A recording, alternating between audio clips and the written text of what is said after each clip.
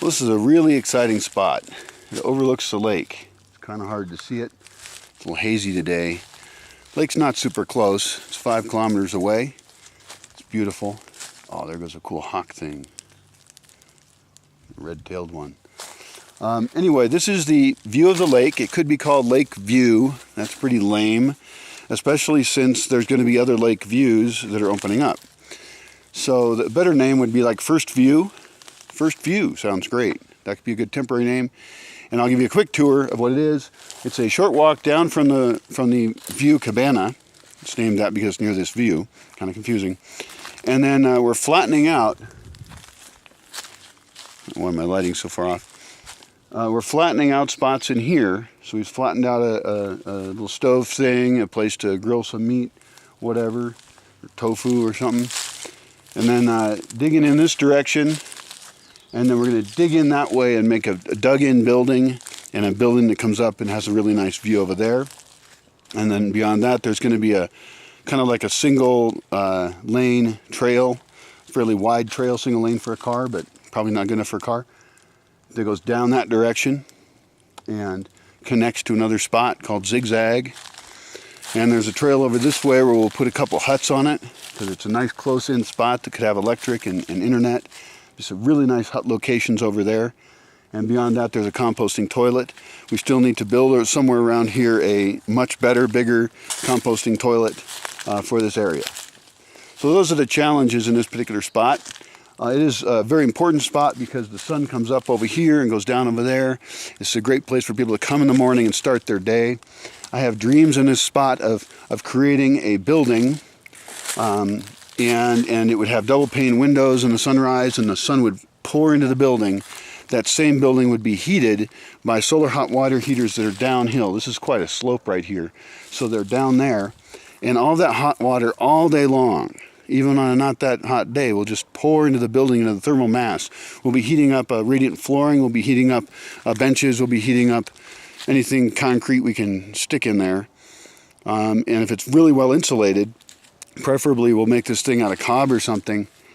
Actually, let me change things here. The problem is that in this spot, we're going to eventually have a big permanent building. It's going to be like those buildings in Greece that go up on cliffs and hills. It's going to go from down the dimple all the way up to connect to the mesa. And it's going to be right here. There's going to be another building in that direction. We're not sure how it'll shake out. But we'll dig into bedrock and then we'll build this. It's all going to be 100% view. It's all going to be hot water capture to heat the level above it. And it's all going to be water capture that feeds without pumps to place below that. And so we're using all the systems correctly on a very inclined location that would be considered useless for anything else. And that leaves open flatter spots for lighter use, not just cementing over it. That leaves up these other spots for lighter use, not just cementing over it. And essentially we've gained land, and we've certainly have maximized view. This is the way to maximize view. So back to the other issue then. If I want to build this early morning space that the sun pours into, and I want to build it, then I should be building it in a temporary way, knowing that this is a highly valuable spot, and that thing's going to go away. What that means is mobile thermal masses that I can move later, which could be barrels of water or something, or radiators, or preferably things with thermal mass. So we want to get thermal mass in there, but we want to have thermal mass we can remove. So stacks of rocks, a bench can sit on top of, so that when it's hot in there, all that heat seeks into the thermal mass. Also, we could put PEX tubing in through various stacks of rocks and have those rocks be heated up, but those would still be mobile later. For walls, we wouldn't go with concrete, we'd go with something natural like cob or adobe, which we have here lots of. So we would build that fairly free-form, not huge, and mobile is the idea, so that we can reuse those materials later when we're making another structure. But we're assuming that this is an obsolescent building at some point because of its location. I want to use this special view spot where the sun comes in to do something really cool. And that is that I think this would be a great place to have a chick bar. I want to raise chicks, and I was thinking about how to keep them hot enough, and I want to heat people up and have a hot spot for them. And so I'm thinking of a place where you essentially have a brooder bar, where you have a bunch of baby chickens in with people, learning how to be really friendly with people.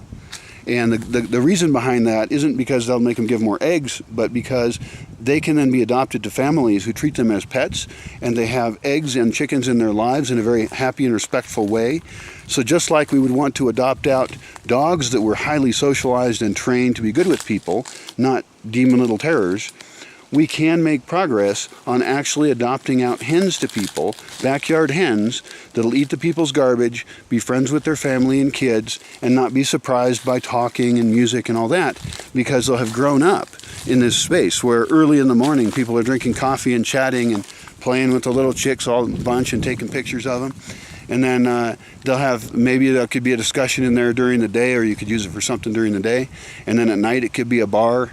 And you could have some drinks while you watch the pretty clouds out there. So I'm thinking a pretty big window, and one big enough you can have, sit around and walk up behind people sitting there watching stuff. That lake view is just a really important thing to maximize. And then having it be a hot space is good in any case, because the nights are chilly, the mornings are chilly, and I can get people out of bed to come to a place where they have coffee and a lake view and some light and warmth.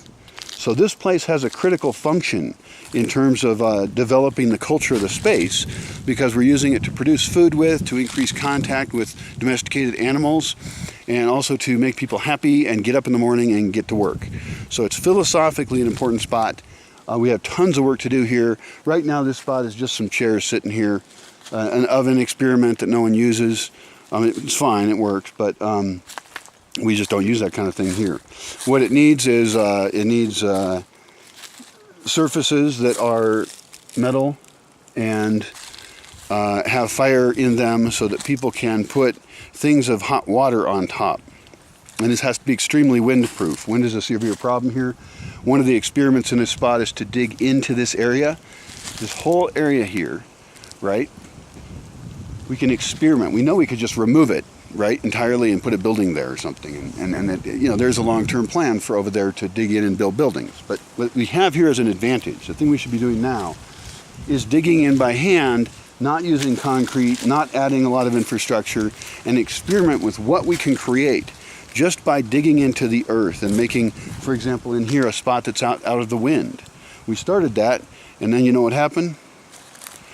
It got tiring.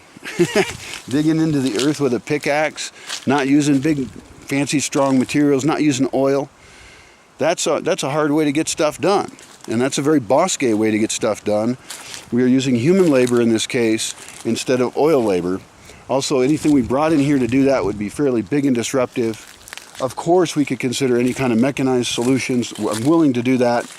But on a philosophical level, I believe we need to change our society to be one in which we're able to sculpt out of the earth and use the coolness of the earth and the heat of the sun to find a wonderful balance in between for ourselves, our culture, our animals, our friends, everything. So, earth sculpting, that's what it means to me. Yeah, and as I walk around, I'll make plans for each spot. And some of those are not fixed plans. A lot of them are speculative. I think this area has a pretty good plan going on, both short-term and long-term. And for now, all you need to know is come here in the morning, check out the beautiful lake, enjoy the nice people, have some hot beverage, and begin a new day in the Bosque.